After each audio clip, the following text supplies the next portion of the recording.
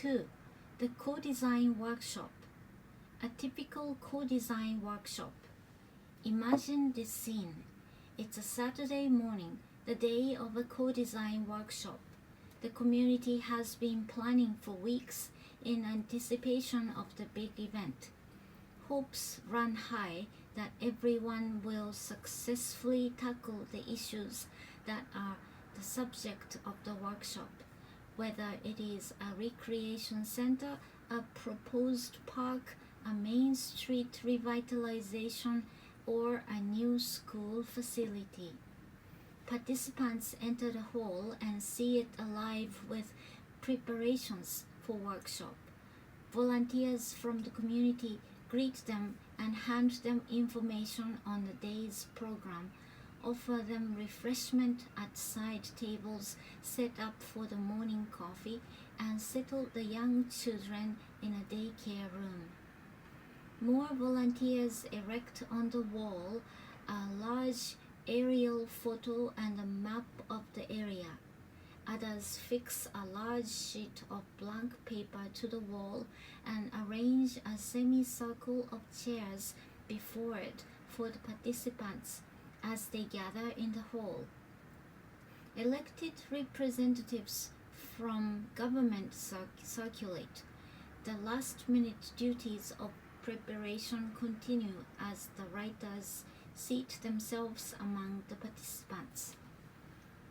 The co-design artists attach sheets of vellum to foam core sketching boards and sort out sets of colored felt pens, preparing to draw. They also fix to the walls side sketches that they have recently made in walks around the surrounding neighborhood. Music played by a local guitarist ceases as the proceedings start. Opening the workshop. The opening remarks are made by a host, a noted figure in the community, such as the president of a community association.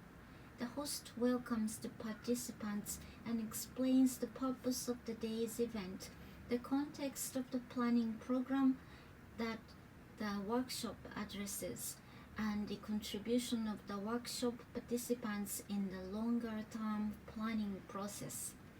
The host then introduces the co-design conductor who will lead the subsequent activities of the workshop. The conductor describes the order of activities that will follow and invites the children to the front of the hall for the activities begin with them. City on the wall. The children sit on the floor in front of a long white sheet of drawing paper tucked on the wall and draw their vision of a growing city from wilderness to metropolis. The children are asked to put their imagination to work by visiting an imaginary point of land that juts out into the sea. While the co-design conductor develops the wilderness scene, the children see themselves enjoying the uninhibited shore by canoe, then building a small house by the water's edge. The children are then told that friends might like to live there as well and build their own homes close by. Here the children see the beginnings of a village development and are asked to name the kinds of things people might need in their new village: a store, a church, or perhaps an ice skating rink. As the children shout out their suggestions, they are invited to approach the drawing paper, crayon in hand, and draw their ideas. Within 10 minutes, as many as 50 children are cramming the paper with the solutions to community needs. The city on the wall exercise reveals in microcosm the many human traits that occur in urban development. The children push each other and take over downtown space. Highways are forced across town. Loud complaints are heard about lost parks. Some draw in the future space a green island with horses and dwellings among trees, and then defend it from others who wish to build on it. Some stand aside and observe with distaste the rush and excitement and the confident dispatch with which their fellows hurtle themselves towards urban disaster. Some face their fellows and say, "Hold it, you guys, we've got to work out what we want the city to be like." And then while they speak, others behind them continue to draw. Standing back to look at the city they have created, they react immediately with distaste. They are asked whether they would like to live in the city they have created. Invariably they respond, "No." Within 30 minutes, the children have witnessed the rise and decline of a city, and the conductor then explains that it is not some alien force spoiling our environment, but we ourselves who are responsible. Activity timeline. The co-design conductor draws a timeline across a fresh sheet of paper indicating the helix of the rising and setting sun and marking off the hours of the day and night. What activities would go on in the new place at 6 a.m., at 7 a.m.? The audience responds with the everyday activities of their lives: sleeping in, jogging, walking to work. Each response is written in corresponding position on the timeline. The questions continues with the conductor prompting the audience to list all the aspects of life in a new place on weekdays and weekends, during holidays and special events, and in all seasons. If the audience responds with too many suggestions for the facilitator to record accurately, a writer is recruited to assist in relaying and recording all of the comments so that none are missed. When this is completed, the participants are asked to group themselves 3 to a writer and choose one of the listed activities to concentrate on. They select a co-design artist and collect a sandwich lunch from the refreshment table. Sidewalk. The groups then disperse with their lunches to eat at the site if the weather is good. Each looks at the area for qualities that relate to that group's selected activity. The artist and the writer prompt the others to consider aspects of movement and circulation, time and season, the number of people around, the mood of the place, the light, the orientation and views, and the sounds, texture, and smells. Features to be presented or enhanced are noted, as well as limitations. The writer records any comments and notes features on a small map of the area. Returning to the hall, each group writes its comments on a large wall map of the area. The guitarists play softly. The chairs have now been arranged into clusters of 5, and each group seats itself about the co-design artist. Rules of discussion. During the discussion that follows, the participants are asked to observe 3 rules. Speak only for yourself. Say I, not we. Let others speak for themselves. 2. Don't comment negatively. If you don't like an idea, suggest an alternative. 3. Don't attempt a solution at this stage, but record all alternatives. Let the ideas flow in. Image creation. The artist writes the name of the activity at the top of the sketchboard, drawing first a figure engaged in the activity. The artist then adds more figures as directed by the group. Through questions and response, the The participants suggest furniture, planting, cars, buildings, and other environmental features. All are drawn into the image. At each suggestion, the artist glances at the eyes of the participants to check their agreement that the image is developing as it should. Plans, sections, notes, and other descriptive references are drawn beside the perspective image. The writer records the comments made as the drawing progresses, listing them under headings of movement and circulation, people, time, mood, sight and light, color, sound, touch, taste, and smell. When conflicting suggestions are made, the alternatives are noted if no solution can be quickly reached. When the image is blocked in, the artist invites the group to complete it by adding color and texture. Finally, the participants add their names. The artist signs the drawing only after the group gives the invitation to do so. The completed images and the accompanying notes are mounted on the wall. Beside each is a voting sheet ready for the final phase of the day's program.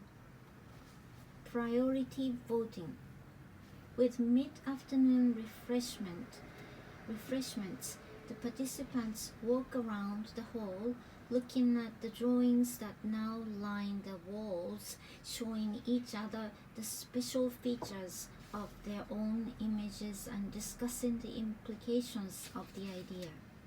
The artists stand beside the drawing to answer questions on the voting procedure. The participants circle the activities on the timeline in which they personally engage. Then each marks his or her priority for each image or for features within the image by putting a check mark under one of 4 choices on the voting sheet attached to each drawing. 1. I love it. Go for it. 2. Needs more designing. 3. Looks too expensive. 4. Belongs somewhere outside this area. Written comments are added to emphasize points. The favorite priorities stand out, easily recognized by the solid block of check marks beside choice number 1. Closing the workshop. The community leaders close the workshop by describing the next phase of the program, which include a concept planning to be exhibited for all to see and review, plus a written report to be submitted to planners, designers, and government. A volunteer group collects all of the images and written notes, rolls up the maps and activity listing, and tidies the whole. Making the ideas work. Concept design charrette. The core co-design artists meet on the following days to bring the ideas together. Discussions are held with planning experts on such matters as social planning, traffic, and economics. Members of the community planning committee also attend. The results of the idea visualization session are analyzed through frequent walks around the site and discussions.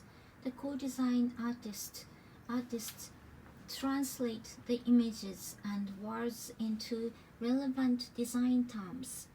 For instance, workshop participants noted a desire for places in which to converse quietly, and this has implications for acoustic conditions and the need to shield or reduce heavy traffic noise. Requirements for sunshine impose height limits on structures to the south. Eliminate Estimates on the number of people at an activity indicate the area required. Gradually, the workshop's priority ideas are developed into a design of parts. The parts are then brought together into a draft concept design and drawn on a large plan. Each priority expressed as an image is related to the concept plan by number. Public exhibition. The drawings, notes, and concept designs are presented at a public exhibition. Then they are circulated to community meetings during the next few weeks. Volunteers enlisted by the planning committee note all the comments. The report. The results of the whole workshop program, bound in a report, record the ideas of the community. The report serves as a reference for the decision makers, developers, planners, urban designers, and architects who will translate the ideas into reality. The report acknowledges the long list of volunteers and participants and gives an account of the workshop proceedings. All the drawn images, reduced photographically, are printed with the accompanying words on the facing page. A matrix is prepared relating features of each image to their environmental qualities.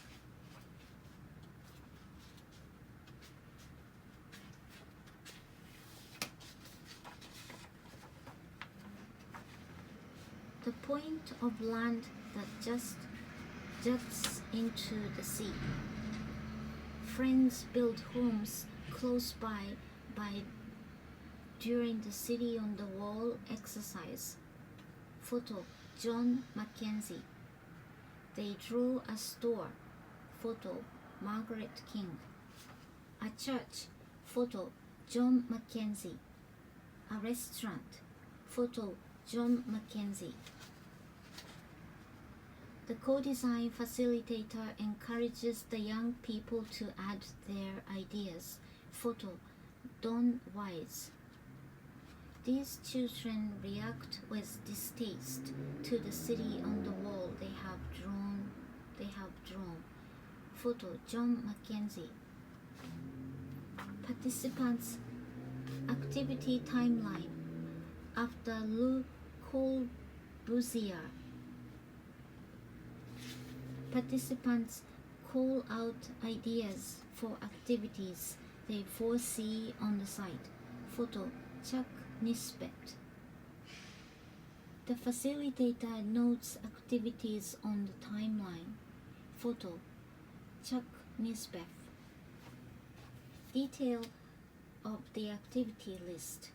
This portion of an actual workshop activity timeline shows the variety and quantity of activities generated by participants. Note that certain activities, bus picks up children, cars pulling up, for instance, have been circled as subjects for follow-up study in the image workshop to follow. Photo, Don Wise. The site walk. The writer, clipboard in hand, accompanies the artist and group participants in a first-hand look at the setting for the design problem. Photo, Chuck Nisbet. The sequence of steps from activity list to image. Activity list to image. A. Activity list. B. The group selects an activity for study. C. After the site walk, the artist writes the name on an activity. D. Participants describe the scene. E. F. The artist draws group ideas.